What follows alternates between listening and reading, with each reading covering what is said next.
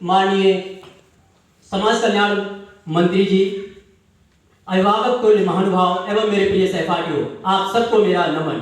आज विषय राष्ट्र निर्माण और संविधान पर उपस्थित हूं अपने उद्बोधन के साथ।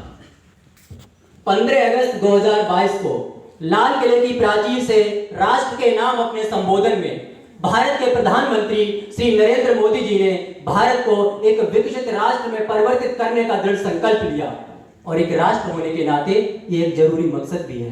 परंतु प्रश्न ये उठता है कि बताई गई अवधि के दौरान क्या ऐसा हो पाना संभव है, और अगर संभव है तो कैसे। माननीय प्रधानमंत्री जी ने अपने उस वक्तव्य में बहुत सारे ऐसे मंत्रों का जिक्र किया था जिनका अनुसरण करके हम इस लक्ष्य को हासिल कर सकते हैं, और उन्हीं बहुत सारे मंत्रों में से एक महामंत्र था जिस महामंत्र की कल्पना हमारे देश के क्रांतिकारियों ने तब देखी थी जब 1905 में बंगाल विभाजन हुआ था, यानी स्वदेशी मूवमेंट।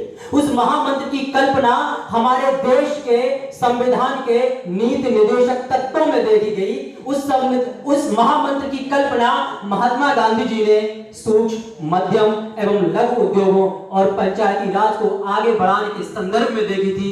प्रधानमंत्री जी ने जिस महामंत्र की जिक्र किया था उस महामंत्र का नाम था वोकल फॉर लोकल, यानी राष्ट्र निर्माण के अगर इस संकल्प को सारगर्भित करना है, चरितार्थ करना है, तो सबसे पहला महामंत्र है जो हमारे संविधान की आत्मा भी है, वो है वोकल फॉर लोकल, यानी हमारे खुद के निर्मित उत्पाद। महोदय, प्रकृति ने हमारे देश को प्राकृतिक संसाधनों का एक बहुमूल्य उपहार दिया है और ये स्थिति हमारे देश के उत्पादकों को एक बेहतर स्थिति प्रदान करती है। जब हम 144 करोड़ लोग अपने भारतीय उत्पादों के साथ खड़े हो जाएंगे तो एक सकारात्मक चक्र उत्पन्न होगा जो विनिर्माण, हार्डवेयर एवं सॉफ्टवेयर, सर्विस सेक्टर के उत्पादकों को technological innovations, research and development तथा स्टेट ऑफ द आर्ट से जोड़ेगा और भारत के उत्पाद उत्तरोत्तर गुणवत्ता की दृष्टि से प्रगति करते चले जाएंगे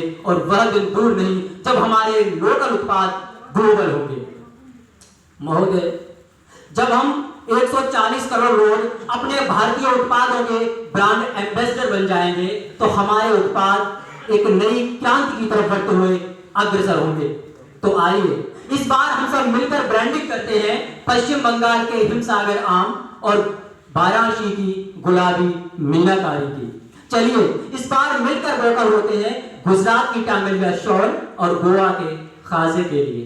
चलिए इस बार किसी एनआरआई फ्रेंड को गिफ्ट करते हैं तेलंगाना की पोचमपल्ली का साड़ी या ओडिशा के आदिवासियों की सरलता व सुंदरता से भरपूर कोटवाल हैंडलूम फैब्रिक। चलिए इस बार त्योहारों पर अपने घरों को सजाते हैं बिहार की मधुबनी या अरुणाचल की तांता पिंडी से।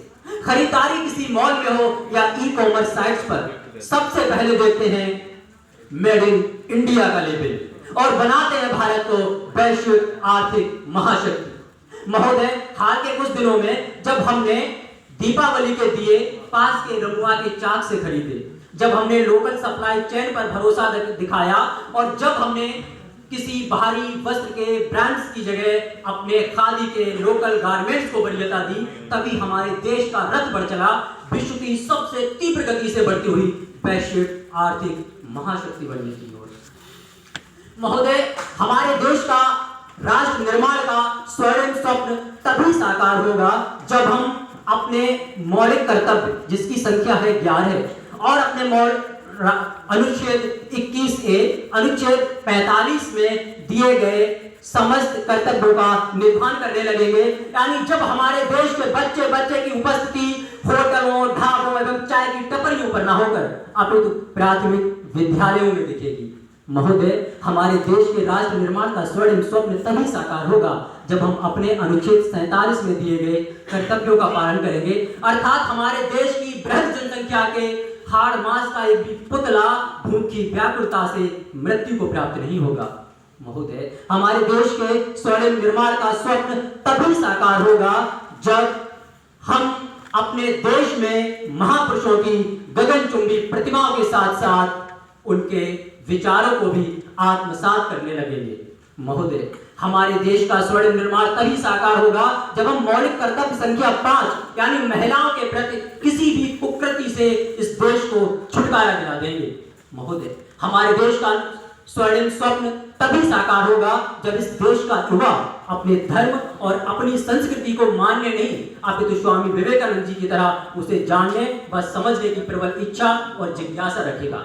और महोदय, हमारे देश का स्वर्णिम स्वप्न तभी साकार होगा जब बाबा साहेब भीमराव डॉक्टर अंबेडकर जैसे दृढ़ संकल्पित व्यक्ति पीछे से निकलकर और मुख्य धारा में समाहित होने लगेंगे। और महोदय, हमारे देश के राष्ट्र निर्माण का स्वर्णिम स्वप्न तभी साकार होगा जब हम शिक्षा को मात्र उदरपूर्ति का माध्यम न समझकर अपितु उसे संस्कारों की पाठशाला समझने लगेंगे। और महोदय, हमारे देश का स्वर्ण निर्माण तभी साकार होगा जब हम महात्मा गांधी जी के स्वच्छता विचारों अर्थात भौतिक स्वच्छता के साथ साथ हृदय की निर्मलता को भी आत्मसात करने लगेंगे। और महोदय, हमारे देश का स्वर्ण निर्माण तभी साकार होगा जब हम अधिकारों से पहले अपने संविधान के मौलिक कर्तव्यों पर विचार करने लगेंगे, उनका पालन करने लगेंगे। अंत में वैचारिक पटाक्षेप करने से पूर्व आह्वान करना चाहूंगा, ये पवन परम अनुकूल देख, ये देख भुजा का बल था। तू चले बेड़ियां तोड़ कहीं, रोकेगा आकर कौन रहा। डगमग धरणी पर दमित तेज, सागर पारे सा उठे डोल। उठ जाग, समय अब शेष नहीं, भारत माँ के शार्दुल बोल, भारत माँ के शार्दुल बोल। धन्यवाद।